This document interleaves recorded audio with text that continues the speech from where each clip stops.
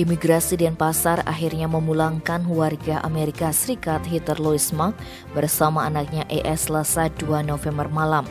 Heather sebelumnya ditahan di lapas perempuan Kerobokan, Bali atas kasus pembunuhan ibunya di Nusa Dua, Bali tahun 2014 lalu.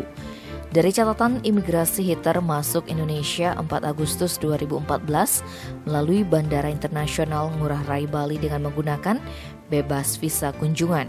Awalnya yang bersangkutan datang ke Indonesia untuk liburan selama 3 minggu di Bali dan Lombok. Belum sempat menikmati liburan, Heather ditangkap polisi atas keterlibatannya dalam kasus pembunuhan bersama pacarnya terhadap ibunya di Saint Regis Hotel Nusa Dua pada 2014 silam. Pada saat itu, seorang laki-laki berinisial T yang diketahui mantan pacar Heather datang ke hotel hingga memicu keributan dengan ibu Heather. Puncak keributan tersebut, T memukul ibu Heather hingga pingsan di atas tempat tidur. Korban terluka di bagian hidung dan meninggal akibat organ pernafasan tersumbat darah.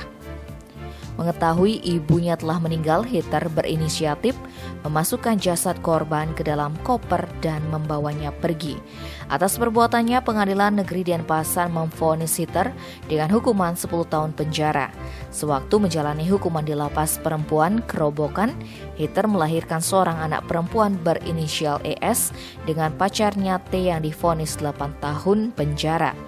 Selama proses deportasi, Heather Louise Mark beserta anaknya dikawal ketat pihak Rudenim Denpasar, kepolisian dan FBI melalui Bandara Internasional Ngurah Rai.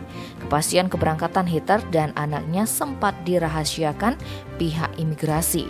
Menurut Kepala Kantor Wilayah Kemenkumham Bali Jamaruli Manihuruk, selain dideportasi akan diusulkan pencekalan terhadap kedua warga Amerika Serikat tersebut. Tim Bali Express melaporkan.